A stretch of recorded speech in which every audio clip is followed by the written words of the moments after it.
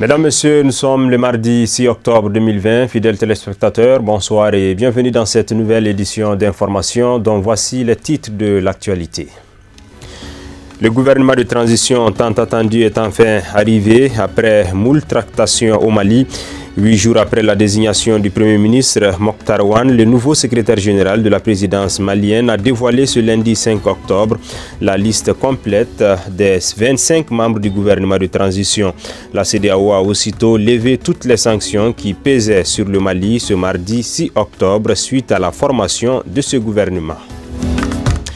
Aussi, le 5 octobre dédié à la journée mondiale de l'enseignant a été célébré par le collectif des braves enseignantes du Mali à l'école fondamentale Mamadou Kounta de Kalabankoro. C'est à la faveur d'une conférence débat déroulée sous le thème « Le rôle des enseignants dans la résolution de la crise scolaire au Mali ».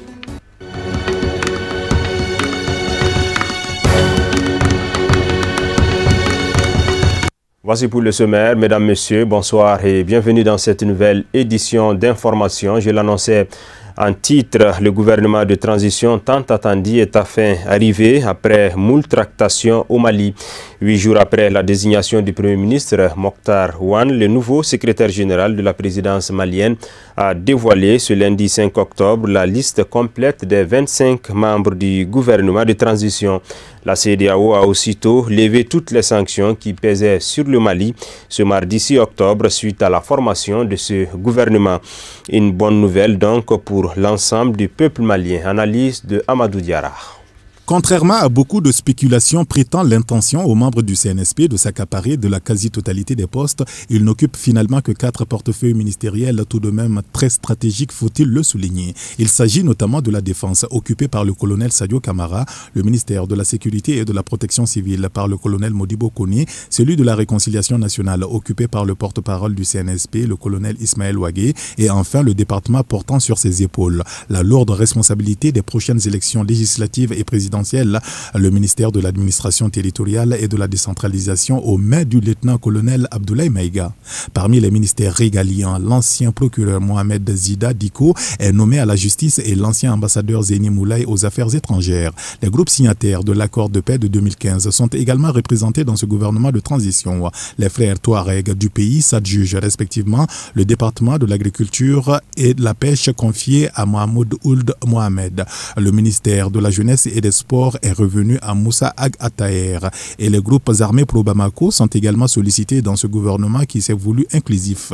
Le ministère des Maliens de l'extérieur est confié à Alhamdou Ag Ilien et celui du travail et de la fonction publique, porte-parole du gouvernement, est attribué à Haruna Mamadou Touré. S'il y a véritablement un représentant du comité stratégique du M5 RFP, c'est bien évidemment Mohamed Salia Touré qui prend désormais les rênes du département de l'emploi et de la formation professionnelle. Les départements de l'industrie, du commerce et celui des affaires foncières, de l'urbanisme et de l'habitat sont respectivement confiés à Haruna Nyang et à Djonké Diarra. Cependant, il faut retenir dans ce nouvel attelage d'autres figures comme le docteur Hamadou Touré qui hérite de la communication pour avoir été longtemps le patron de l'Union internationale des télécommunications EIT. Le ministère de l'Éducation nationale est désormais l'affaire de Doulaye Konaté et celui de l'enseignement supérieur et de la recherche scientifique est confié au professeur Amadou Keïta.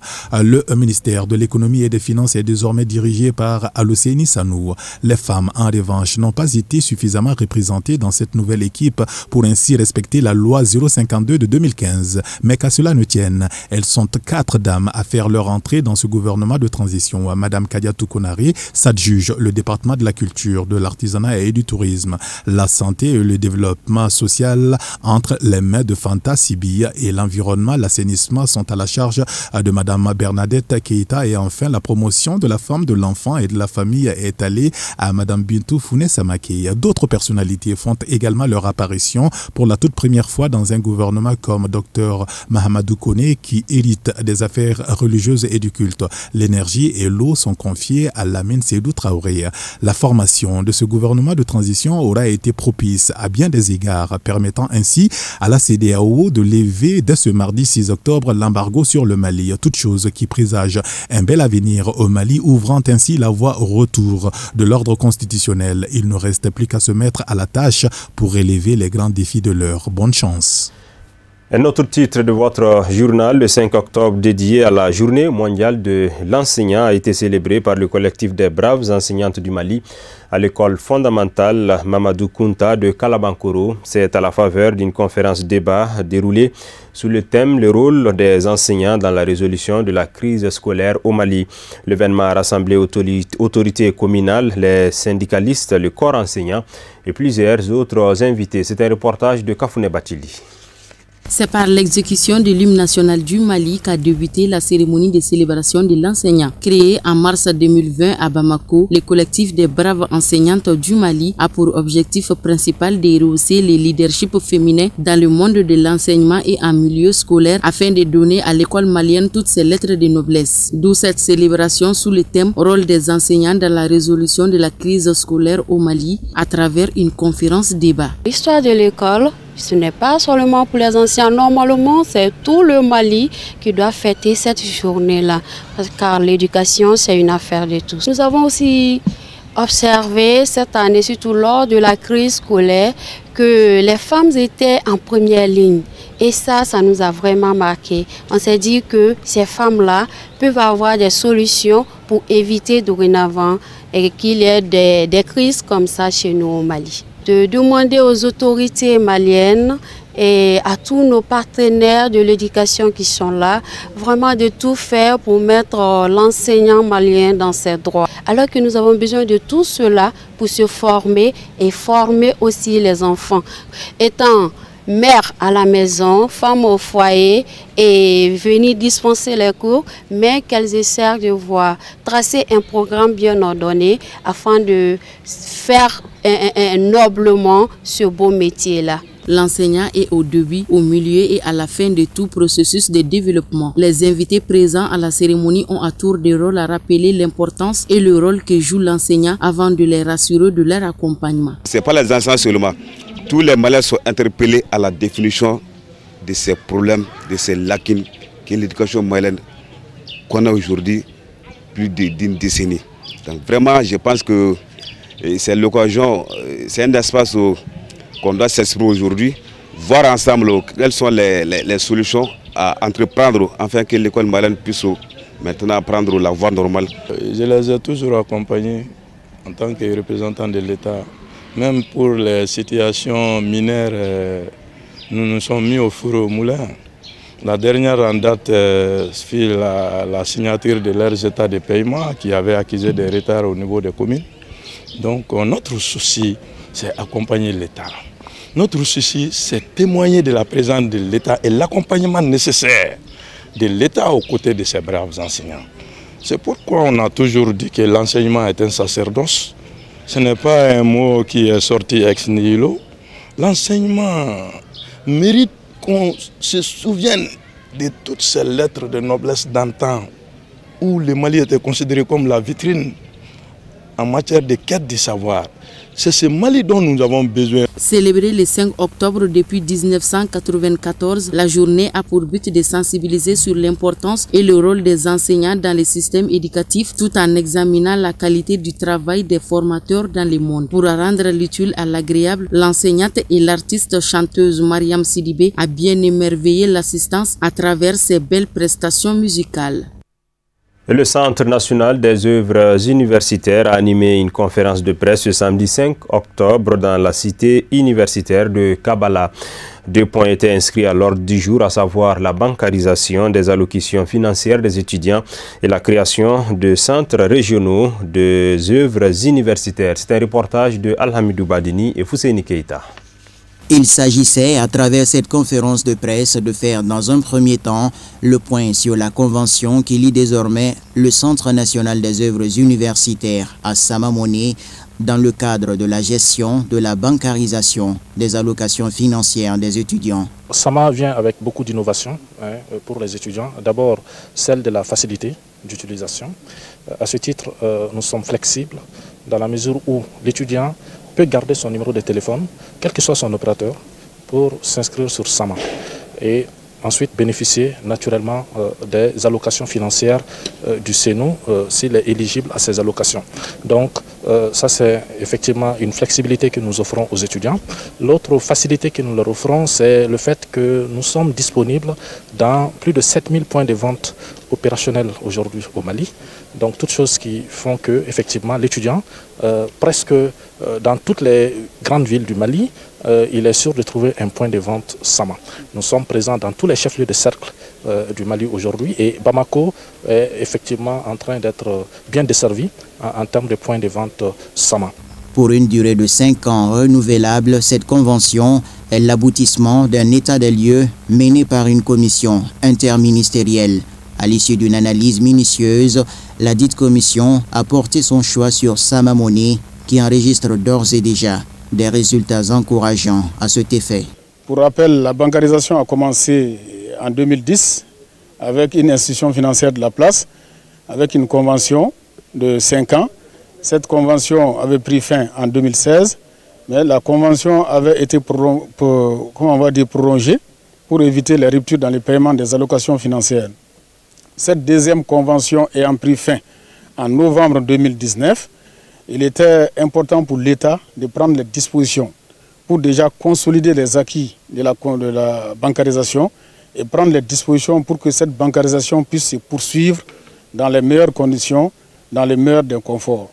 Donc c'est ce qui a conduit l'État à mettre sur place une commission interministérielle composée du ministère de l'Enseignement supérieur et de la Recherche scientifique et du ministère de l'Économie et des Finances. C'est cette commission qui a travaillé sur la nouvelle convention de bancarisation. Et cette convention de bancarisation, ce travail a abouti, je veux dire, à la sélection de l'institution financière que nous avons aujourd'hui, Sama Money, Sama Bayoubi. Le deuxième volet de cette conférence de presse portait sur la création des centres régionaux des œuvres universitaires à Bamako et à Koulikoro afin de rapprocher les services du CENU des étudiants. La motivation principale, c'est de rapprocher les CENU des étudiants. Vous voyez, la direction générale du CENU est à Kabala. Kabala est un peu éloigné de Katibuku. Kabala est même un peu éloigné des résidences qui se trouvent à Bamako et même au point G. Donc l'objectif, c'est de faire de telle sorte que les services essentiels que le CENU peut fournir, que ces services-là soient à proximité des étudiants. L'autre objectif aussi est de faire de telle sorte que le CENU soit beaucoup plus proche aussi de l'administration universitaire, qui sont nos partenaires dans tout ce que nous faisons comme travail. Donc si vous voulez, c'est l'élan de décentralisation, de déconcentration des services de l'État que le CENU est en train de suivre aussi. Dans son souci permanent d'instaurer de meilleures conditions de vie et d'études, le Centre national des œuvres universitaires n'a ménagé aucun effort en termes d'innovation, du transport à la santé, en passant par l'hébergement, la sécurité, les inscriptions en ligne et les activités récréatives, entre autres. Monsieur Attaher Maïga, doctorant en droit, a soutenu sa thèse de cycle ce lundi 5 octobre 2020 sous le thème les logiques de construction d'une armée malienne face aux attaques terroristes, apport de l'EITM entre enchantement et délusion. La cérémonie qui s'est tenue à l'Université des sciences juridiques et politiques de Bamako a enregistré la présence des parents, amis et collaborateurs ainsi que les membres du jury. C'est un reportage de Amadou Kamara. Cette thématique est une réponse à l'échec militaire survenu lors des événements de 2012 dans notre pays. Depuis, l'Union européenne a voulu aider le Mali à recouvrer son territoire en initiant un programme de formation EITM Mali. Effectivement, dans notre étude, nous avons fait les analyses, nous avons porté nos analyses sur ça.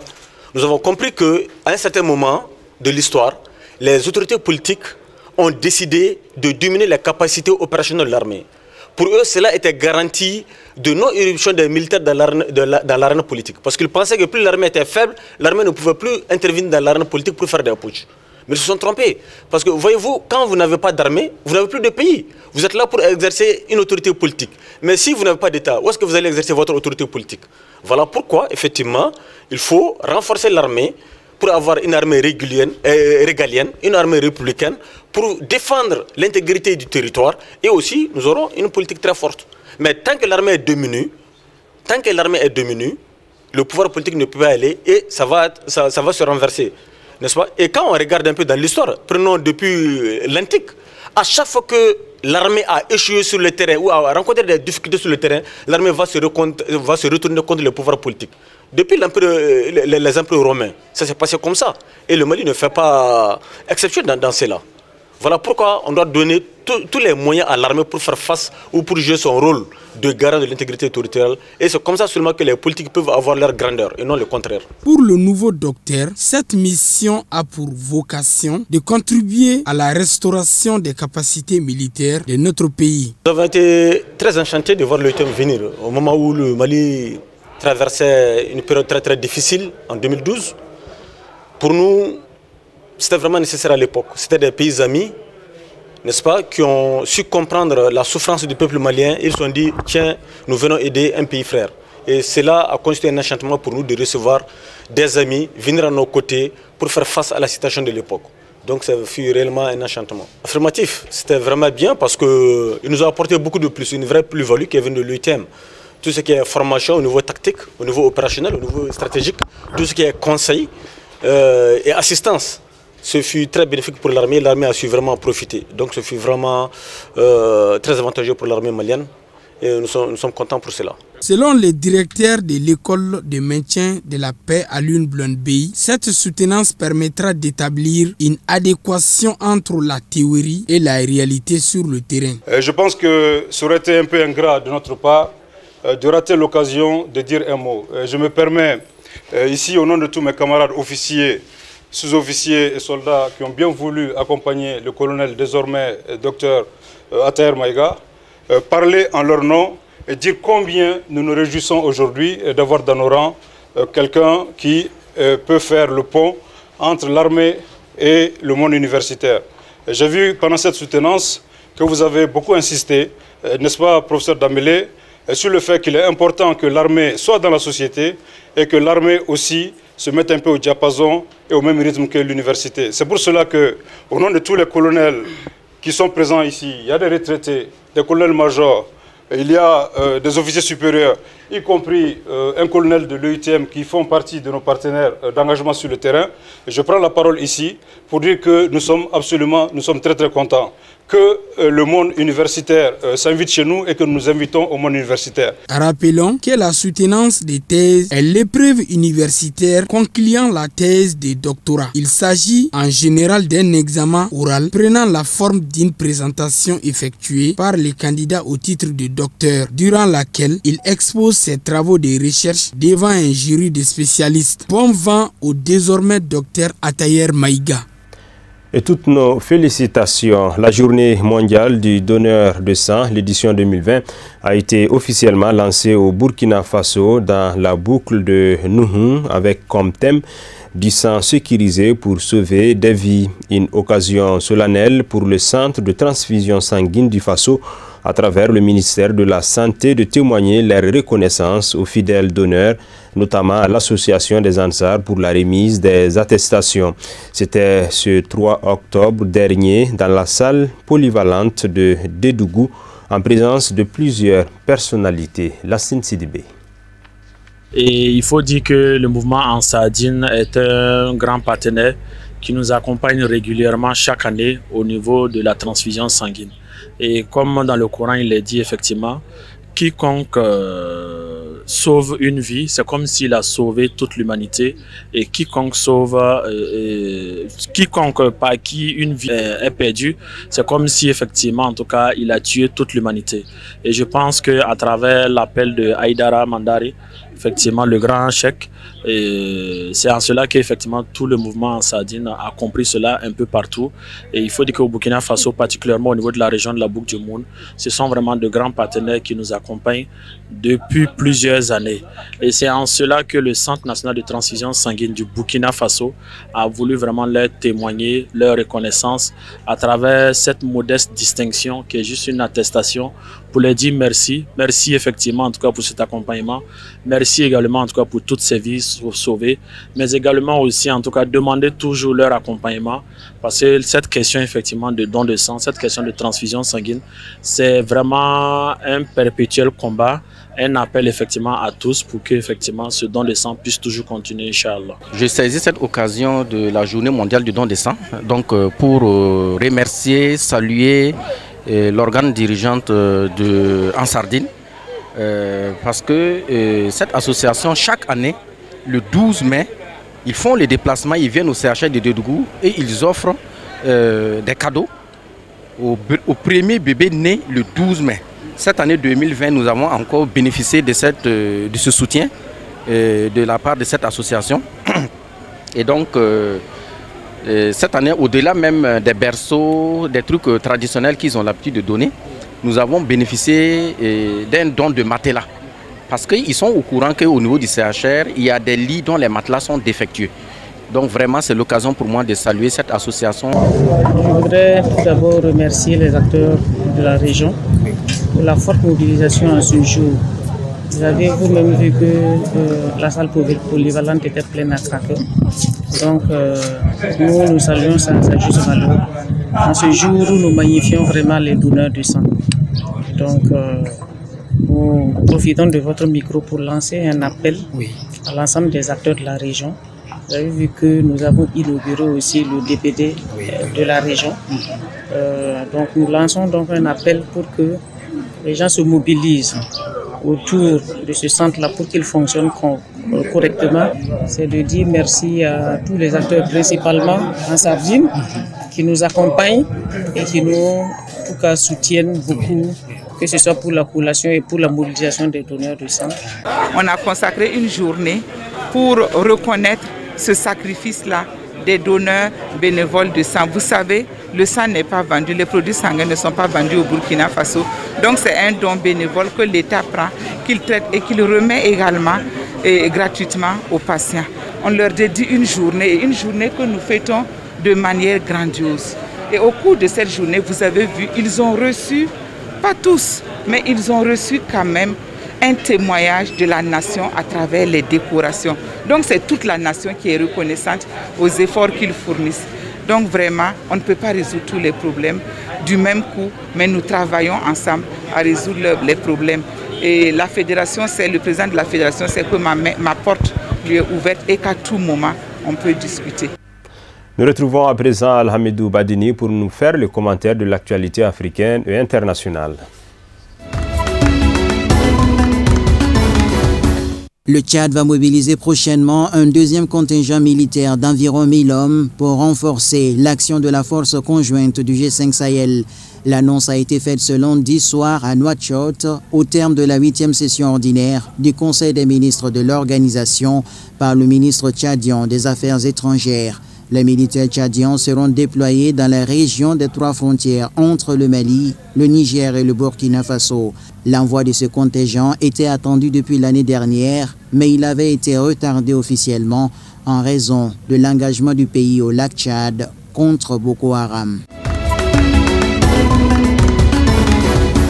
En Algérie, plusieurs rassemblements ont eu lieu dans le pays malgré l'interdiction de manifester. Ce lundi, ils étaient des centaines à défiler à Alger pour commémorer le soulèvement populaire du 15 octobre 1988 qui avait abouti sur des réformes. Les manifestants ont réclamé un régime démocratique et la libération des prisonniers du Irak, le mouvement de contestation né en 2019. Plus d'une vingtaine de personnes ont été interpellées lors de cette première manifestation dans la capitale depuis mi-mars en raison de la pandémie de coronavirus. Ces mobilisations pourraient se multiplier à un mois d'un référendum clé sur la réforme constitutionnelle. La Côte d'Ivoire a lancé ce lundi la construction d'un nouveau terminal à conteneurs au port d'Abidjan, un des principaux d'Afrique et poumon économique assurant 90% des échanges extérieurs du pays. Après les travaux de remblaiement d'une trentaine d'hectares, c'est une nouvelle phase qui commence et qui devrait durer 18 mois. Elle consistera à installer les superstructures et les équipements du nouveau terminal. À l'achèvement des travaux d'ici 1 an et demi, le port d'Abidjan pourra accueillir des navires transportant jusqu'à 15 000 conteneurs au lieu de 3 500 actuellement.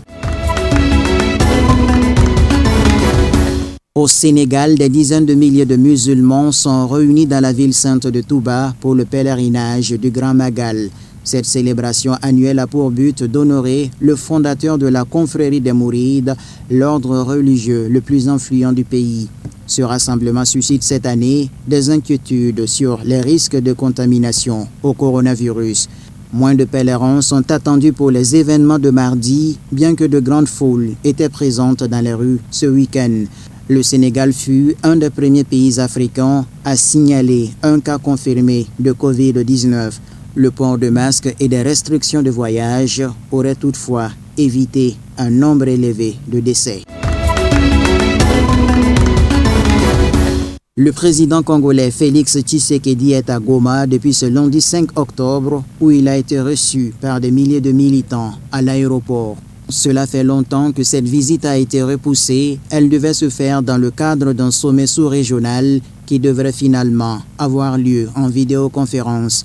C'est notamment l'UDPS, le parti présidentiel, qui a fait le tour des quartiers de Goma pour mobiliser en vue de cette visite.